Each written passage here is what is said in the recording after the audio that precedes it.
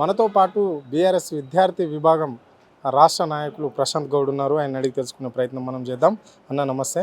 నమస్తే అన్న. చెప్పండి అన్న, మూసి ప్రక్షాళన పేరుతో దాదాపుగా 10 రోజులు మూసి యాత్ర చేయడం అనేది జరిగింది విద్యార్థి విభాగం. సో మరి ఎట్లా స్పందన ఏ విధంగా వచ్చింది, మరి ప్రజలు ఏమంటున్నారు, ఎన్ని కిలోమీటర్ల వరకు మీరు ఈ యాత్ర చేయడం జరిగింది, ఎన్ని విద్యార్థి సంఘాలు ఎన్ని విభాగాలుగా విడిపోయి ఈ యాత్ర చేశారు? అన్న ముందుగా విశేష స్పందన ఉన్నది ప్రజలలో. ఎందుకు అని అంటే హైదరాబాద్లో మొత్తం మూసి ఎక్కడి వరకు అయితే మొత్తం ఎక్కడి వరకు అయితే హైదరాబాద్లో పోతుందో ఆ చుట్టుపక్కల చాదర్ఘాట్, దిల్సుఖ్ నగర్, మలక్పేట, నాగోలు, మొత్తం గోషామాలు మొత్తం మొదలు పెట్టుకుంటే రాజేంద్ర నగర్ ఏ బెల్ట్ మొత్తము ఏదైతే రేవంత్ రెడ్డి మార్కింగ్ చేసినాడో ఆర్బిఎక్స్ అని మార్క్ చేసినో ఆ ప్రాంతం మొత్తము బీఆర్ఎస్ యొక్క 50 టీంలాగా ఫామ్ అయ్యి కొన్ని వివిధ విద్యార్థి సంఘాలను కూడా కలుపుకొని మేము మొత్తం అక్కడ వాళ్ళకి భరోసాని ఇచ్చి ధైర్యం ఇస్తూ కేటీఆర్ గారి డైరెక్షన్ తిరగడం జరిగింది. అక్కడికి వెళ్ళిన తర్వాత అనేక సమస్యలు, ప్రజల బాధలు, అనేక సమస్యలు మాకు తెలిసినాయి అన్న. ముందుగా రేవంత్ రెడ్డి గారు అంటే ఎంత దుర్మార్గుడు, ఎంత రాక్షస పాలన అంటే అక్కడ పేదలు కొన్ని కొన్ని ఒక 50-60 సంవత్సరాలకి వెళ్ళి అక్కడ ఉన్నారు. ఇదే కాంగ్రెస్ ప్రభుత్వం వాళ్ళకి పట్టాలు ఇచ్చింది, ఇదే కాంగ్రెస్ ప్రభుత్వం వాళ్ళకి పర్మిషన్లు ఇచ్చింది, వాళ్ళు ట్యాక్స్ కడుతారు, వాటర్ ట్యాక్స్ కడుతారు, అన్నీ కడతారు. కానీ ఇవాళ ఆర్బిఎక్స్ అని రాసి మార్గేసిపోయినాడు. ప్రజలందరూ కూడా ఒకటే క్వశ్చన్ అడుగుతారు, ఏంటి అని అంటే మా ఇల్లు కూలగొట్టమనండి. ఓకేనా, కూలగొట్ట ఫస్ట్ వాళ్ళ అన్న ఇల్లు కూలగొట్టమనండి. ఎఫ్టీఎల్ తిరుపతి అన్నది, తర్వాత ఈయనది రెడ్డికుంటలో ఈయన ఇల్లు ఉన్నది ఊర్లో, ఫస్ట్ ఆయన ఇల్లు కూలగొట్టండి. తర్వాత పొంగులేటి శ్రీనివాస్ రెడ్డి గారిది ఫామ్ హౌస్ ఉన్నది ఎఫ్టీఎల్, తర్వాత వాళ్ళ ఎమ్మెల్సీ మహేందర్ రెడ్డి గారిది ఉన్నది. సో వీళ్ళందరిది కూలగొట్టిన తర్వాత ఫస్ట్ పెద్దోని తలకి కొట్టినాక తర్వాత పేదోని దగ్గర రమ్మని చెప్పేసి ప్రజలు అడుగుతారు. ప్రజలే కాదు, మేము కూడా అదే డిమాండ్ చేస్తున్నాం. రైట్. మరి ఇప్పుడు విద్యార్థి సమస్యల మీద ఎప్పటికప్పుడు బీఆర్ఎస్వి లేవనెత్తే ప్రయత్నం చేస్తుంది. మరి స్కాలర్షిప్ల విషయం ఎంతవరకు వచ్చింది, అది ఫీజు రిమర్మెంట్ విషయం ఏంటి? 8,000 కోట్లు పెండింగ్ ఫీ రియంబర్స్మెంట్ ఉన్నది తెలంగాణ రాష్ట్రంలో. దీనికి బాధ్యత వహిస్తున్న ముఖ్యమంత్రి ఇలా విద్యాశాఖ మంత్రిగా వ్యవహరిస్తున్నాడు. రాష్ట్రంలో ఎంత దిగజారిన పరిస్థితి ఉందంటే 2 రోజులు అయితే డిగ్రీ స్టూడెంట్స్కి ఎగ్జామ్స్ వస్తున్నాయి. మళ్ళీ ఆ ఎగ్జామ్స్కి హాల్ టికెట్ ఇవ్వాలంటే స్కాలర్షిప్లు పడితేనే కాలేజ్ కూడా హాల్ టికెట్ ఇస్తాడు. తర్వాత కొంతమందివి డిగ్రీ అయిపోయినది, బీటెక్ అయిపోయినది, వాళ్ళకి సర్టిఫికేట్లు కాలేజీలోనే ఉన్నాయి. ఎందుకు?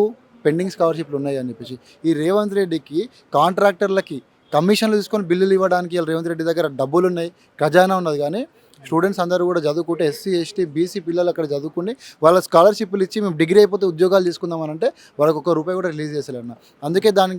అందుకే దానికోసము బీఆర్ఎస్ ఆధ్వర్యంలో మొన్ననే హైదరాబాద్ కలెక్టరేట్లో రిప్రజెంటేషన్ ఇచ్చినాం. దాదాపు తెలంగాణ రాష్ట్రం మొత్తం కూడా హైదరాబాద్ బీఆర్ఎస్ అధ్యక్షుడు ఆదేశాల మేరకు మొత్తం ప్రతి ఒక్క కలెక్టరేట్ కూడా ఒక రిప్రజెంటేషన్ ఇచ్చినాము.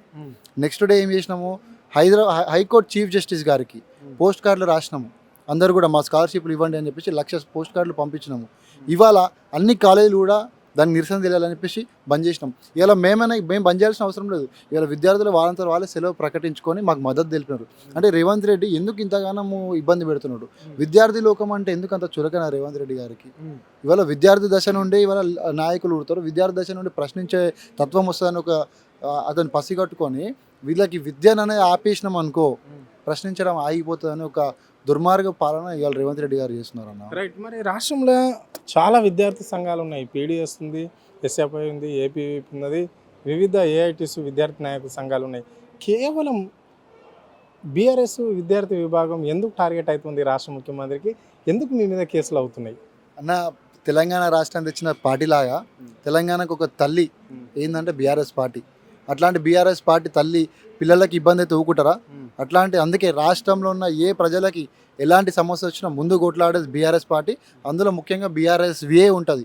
ఏ సమస్య అయినా కూర్చోండి, అది గురుకులాల పిల్లలకి ఫుడ్ పాయిజన్ అయినా సరే, పేద పిల్లలకి ఇబ్బంది జరిగినా సరే, జెడ్పీహెచ్ఎస్ గవర్నమెంట్ స్కూళ్ళల్లో వసతులు బాగా లేకున్నా సరే, ఇప్పుడు చదువుతున్న పిల్లలకి ఫీ రియంబర్స్మెంట్ రాకున్నా సరే, తెలంగాణ రాష్ట్రంలో ఏ విద్యార్థికైనా సరే ఇబ్బంది అయితే ఫస్ట్ ముందు కొట్లాడేది అది బీఆర్ఎస్ ఒక్కటే.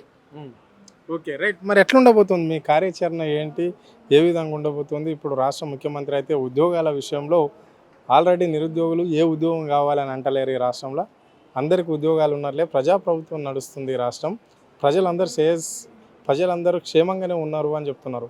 కేవలం బీఆర్ఎస్కి సంబంధించిన కొంతమంది విద్యార్థి సంఘాల నాయకులే ఇలాంటి ఆందోళనలు చేపడుతున్నారు అని చెప్తున్నాడు. మరి దీన్ని ఎట్లా చూస్తారు మీరు ఒక విద్యార్థి రాష్ట్ర నాయకుడిగా?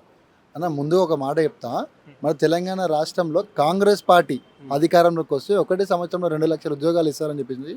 రాహుల్ గాంధీ స్వయంగా అశోక్ నగర్లో కూర్చొని చెప్తే విద్యార్థులు ఒకసారి అవకాశం ఇద్దాము, అప్పటికే నమ్మలేరు, అవకాశం ఇద్దాము అని చెప్పి ప్రయత్నం చేశారు. ఇవాళ రేవంత్ రెడ్డి గారికి చెప్పు దెబ్బ కొట్టేది ఫస్ట్ విద్యార్థి లోకమే. ఎందుకు అని అంటే ఉద్యోగాలు ఇస్తా అని చెప్పేసి వాళ్ళని మభ్యపెడితే వాళ్ళ కాళ్ళకి బల్పం కట్టుకొని ఊరా తిరిగినారు రేవంత్ రెడ్డికి మద్దతు ఇవ్వాలని. ఇవాళ వాళ్ళే కాళ్ళకి బల్పం కాదు, ఇవాళ సైకిల్ కాదు, జెట్ స్పీడ్లో వాళ్ళే పోయి ప్రచారం చేశారు కాంగ్రెస్ పార్టీని ఓడగొట్టాలి, రేవంత్ రెడ్డిని కిందకి దింపాలని చెప్పేసి. ఇవాళ రాహుల్ గాంధీకి వచ్చే ముఖం ఉన్నదా? అసలు ఉద్యోగాలు ఎవరికి వచ్చినాయి అన్న? కాంగ్రెస్ పార్టీలో ఉన్న నాయకులకు ఉద్యోగాలు వచ్చినాయి. కాంగ్రెస్ పార్టీలో విద్యార్థులను ఉసుగొల్పిన వల్లమూరు వెంకట్కి ఎమ్మెల్సీ వచ్చింది, అద్దంకి దయాకర్కి ఎమ్మెల్సీ వచ్చింది, ఇవాళ రేవంత్ రెడ్డికి ముఖ్యమంత్రి వచ్చింది. వాళ్ళ పార్టీలను నమ్ముకున్న నాయకులందరూ కూడా ఎమ్మెల్సీలు, ఎమ్మెల్యేలు, ఎంపీలు అయినారు. అని మా విద్యార్థి లోకం మాత్రం అదే అశోక్ నగర్లో ఇలా రెంట్లు కట్టుకుంటా, కిరాయిలకు ఉంటూ, హాస్టల్లో తిండక ఎండ కట్టుకొని అక్కడ నిలబడి అలా మాకు ఉద్యోగాలు ఎప్పుడు ఇస్తారని చెప్పి వాళ్ళు వెయిట్ చేస్తున్నారు. నిన్న చేసిన బలమూరు వ్యాఖ్యలను, హరీష్ రావు పైన చేసిన మాజీ మంత్రిపై, బీఆర్ఎస్ మంత్రిపై చేసిన వ్యాఖ్యలను మీరు ఎట్లా చూస్తారు? ఎమ్మెల్సీ బలమూరు వెంకట్ వ్యాఖ్యలు. అన్న ఒక విషయం చెప్తానా, హరీష్ రావు అనే క్యాండిడేట్ రాష్ట్రంలో శక్తి. ఆ శక్తి మీద చిన్న చిన్న టపాసులు, తోక పటాకీలు పేలుతాయి అంటే పేలుతాయా? కాబట్టి అసలు దాని గురించి మాట్లాడడం వేస్ట్ చర్చ. ఎందుకంటే హరీష్ రావు గురించి మాట్లాడాలంటే రేవంత్ రెడ్డి కూడా సరిపోడు.